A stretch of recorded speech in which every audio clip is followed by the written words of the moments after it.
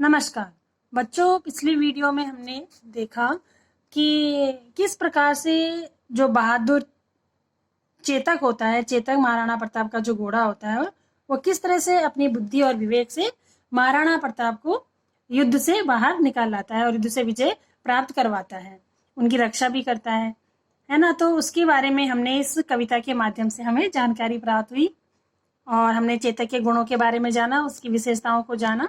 तो चलिए बच्चों, आज करते हैं हम पाठ से संबंधित प्रश्न उत्तर।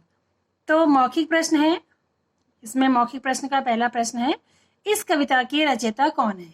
तो जैसे कविता के अंत में कविता के रचयिता का नाम लिखा होता है, श्याम नारायण पांडे जी इस कविता के रचयिता हैं। अगला प्रश्न है कि इस कविता में किस युद्ध का वर्णन किया गया है? तो किस युद्ध का वर्णन किया गया है बच्चों? इस कविता में हल्दी घाटी के युद्ध का वर्णन किया गया है।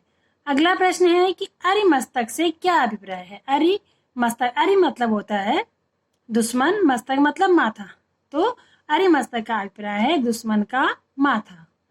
कवि ने चेतक की गति की तुलना किससे की है? कवि ने, एक बार फिर से देखते हैं प्रश्न, कवि ने चेतक की गति की तुलना किससे की है? इसका उत्तर है कवि ने चेतक की गति की तुलना हवा से की है। तो बच्चों, ये तो थे मौखिक प्रश्न उत्तर।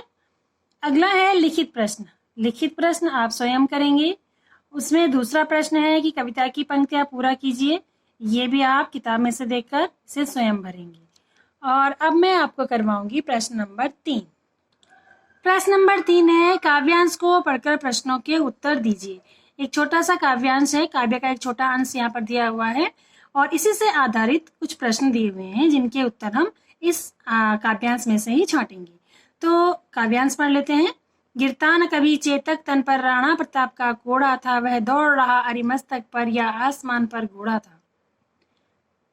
ये तो है काव्यांश। अब इसका पहला प्रश्न है कि किन पंक्तियों से पता चलता है कि महाराणा प्रताप चेतक से बहुत प्रेम करते थे? तो वो कौन सी पंक्तियां हैं? वो पंक्तियां हैं, गिरता न कभी चेतक तन पर राणा प्रताप का कोड़ा था, यानी राणा प्रताप ने कभी उन पर कोड़ा नहीं बरसाया था, अपने चेतक पर। अगला प्रश्न है कि चेतक किस पर दौड़ रहा था? चेतक दुश्मन के सिर पर दौड़ रहा था। आसमान पर घोड़ा से क्या अभिप्राय है? अगला प्रश्न है। तो चेतक अचानक दुश्मनों पर इस प्रकार से टूट पड़ता था जैसे मानो कि आसमान से आया हो। चाबुक का समानार्थी शब्द काव्यांश से ढूंढ कर लिखिए। तो चाबुक का समानार्थी शब्द क्या होता है? कोड़ा होता है। ठीक है, तो प्रश्न नंबर 3 भी हमारा समाप्त हो गया। चलिए अब पढ़ते हैं प्रश्न नंबर 4। प्रश्न नंबर 4 है, कवि ने चेतक को निराला क्यों कहा है? उत्तर है, चेतक को निराला इसलिए कहा गया है क्योंकि वह निर्भीक था। युद्ध भूमि में उसे हराना बहुत मुश्किल था, उसमें बहुत ही विलक्षण खूबियां थी, इसलिए उसे निराला कहा गया है। अगला प्रश्न है, महाराणा प्रताप ने कभी चेतक को कोड़ा नहीं मारा, ऐसा क्यों? तो इसका उत्तर है कि चेतक महाराणा प्रताप को बहुत प्रिय था, क्योंकि वो बहुत प्रिय घोड़ा था चेतक का। चेतक जो है महाराणा प्रताप का बहुत प्रिय घोड़ा था। वह महाराणा प्रताप के हाव भाव को अच्छी प्रकार से समझता था, इसलिए उन्हें कभी चेतक पर कोड़ा मारने की आवश्यकता ही नहीं हुई। ठीक है, अगला प्रश्न है, चेतक शत्रुओं पर किस प्रकार टूट पड़ता था? तो इसका उत्तर है, चेतक शत्रुओं पर विकराल यानी कठोर बादल के समान टूट पड़ता था। चेतक के टापों से दुश्मन घायल होकर गिर जाता था। चेतक के टापों से दुश्मन घायल होकर गिर जाता था। वह दौड़ रहा अरिमस्तक पर या आसमान पर घोड़ा था, है ना। वो ऐसे टूटता था जैसे अचानक आसमान से आकर गिरा हो। दुश्मनों के सिरों पर इस तरह से वो अपने टापों से वार करता था। तो ये तो इसका उत्तर हो गया। अगला प्रश्न है कि कविता से चेतक की क्या प्रमुख विशेषताएं उभर कर आती हैं, यानी इस कविता में आपको क्या लगता है कि चेतक के अंदर कौन कौन सी खूबियां हैं? तो चलिए जानते हैं हम चेतक की विशेषताएं जो हमें इस कविता के माध्यम से लग रही हैं।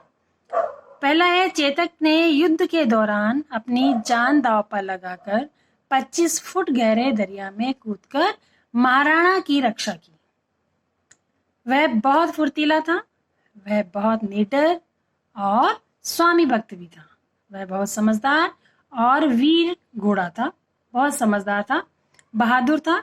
तो ये सारी विशेषताएं हमें इस कविता के माध्यम से चेतक के बारे में मिलती हैं। बच्चों, ये प्रश्नोत्तर आप अपनी हिंदी की नोटबुक में करेंगे और जो गद्यांश है तो गद्यांश से संबंधित प्रश्नोत्तर आप बुक में ही भरेंगे। मौखिक प्रश्न और उत्तर लिखिए वाला जो प्रश्न है ये आप अपनी हिंदी की नोटबुक में करेंगे। उसके बाद भाषा बोध का जो कार्य है वो आप अपनी किताब में ही इसको फिल करेंगे और इसके जो बाकी प्रश्नोत्तर रह गए हैं उनको मैं दूसरी वीडियो में लेकर आऊंगी। सॉरी, प्रश्नोत्तर तो सारे पूरे हो गए हैं, लेकिन भाषा बोध का ही कार्य बचा हुआ है तो उसको आप अपनी किताब में ही फिल कर लीजिए।